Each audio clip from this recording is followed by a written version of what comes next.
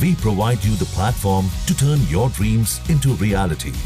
Give wings to your aspirations with KR Mangalam University. कई देशों में चलन है जहां पर शादी करने के बाद नागरिकता ले ली जाती है। इस चलन के बीच खबर कुवैत से आ रही है जहां पर एक बड़ा कदम उठाया गया है और कई हजार लोगों की नागरिकता को खत्म कर दिया गया है, जिसमें कई सारी महिलाएं भी शामिल हैं। क्या है पूरी खबर?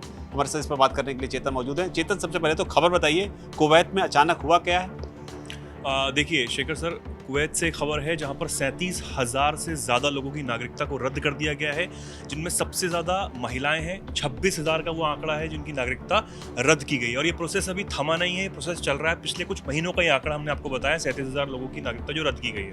यहाँ के जो शेख हैं अल अहमद अल सबा, ये वही शेख हैं जिन्होंने 2023 में सत्ता संभालने के बाद सबसे पहले संसद को भंग किया और उसके बाद जो संविधान है उसमें बदलाव किए और कई जो चेंजेस हैं वो किए थे।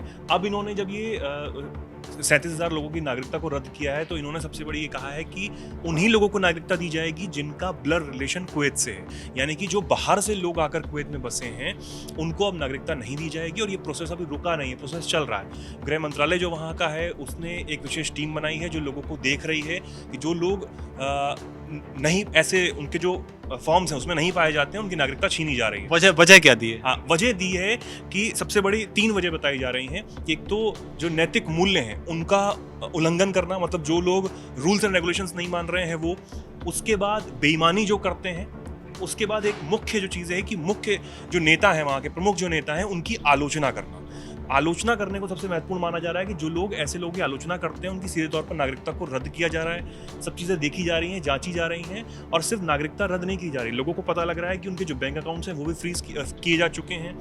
कई सारी महिलाएं, जैसे आपको बताया कि 26,000 महिलाएं हैं, उनके बैंक अकाउंट्स फ्रीज हो चुके हैं।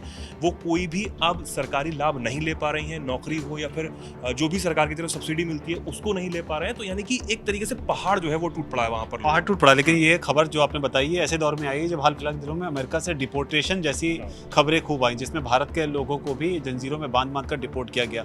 तो कहीं ना कहीं जो नेचर है दोनों खबरों का वो एक जैसा ही। तो क्या डिपोर्ट करने जैसी भी कोई स्थिति है और जिन लोगों की नागरिकता रद्द की गई है, क्या उनमें भारतीय भी शामिल है? ऐसी कोई जानकारी अभी तक? देखिए, अब तक ऐसी कोई जानकारी नहीं है कि कितने भारतीय हैं और क्या भारतीय इसमें शामिल हैं।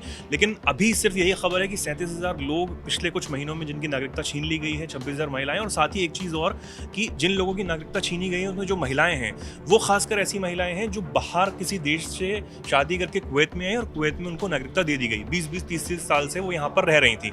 1987 से नागरिकता देने की जो प्रचलन था वो चालू हुआ और उसके बाद अब उन्हीं लोगों की नागरिकता जो है खासतौर पर छीनी जा रही है। सीधे तौर पर उनका यही है कि जो ब्लड रिलेशन कुवैत से रखते हैं सिर्फ उन्हीं को नागरिकता दी जाए। जिस तरीके से आपने कहा कि अमेरिका में जो ये फैसला लिया गया ट्रंप की तरफ से कि सभी लोगों को जो कि वहाँ पर गलत तरीके से रह रहे हैं, अवैध तरीके से रह रहे हैं, उनको डिपोर्ट कर दिया जाए।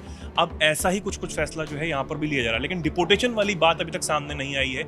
नागरिकता छीनने के बाद और क्या प्रोसेस वहाँ पर हो रहे हैं, इसकी खबरें अभी सामने आने फिलहाल बाकी है। तो कुल मिलाकर बड़ा कदम उठाया गया है कुवैत में। लोगों की नागरिकता जो है वो खत्म की जा रही है। हालांकि अभी में भारतीय कितने हैं या भारत से इसका क्या कनेक्शन है ये जानकारी भी आनी बाकी है, लेकिन फिलहाल देखना होगा कि चीज़ें किस तरीके से अनफोल्ड होती हैं। इस रिपोर्ट पर आपकी क्या राय है? नीचे कमेंट सेक्शन में शेयर जरूर लिखें। धन्यवाद।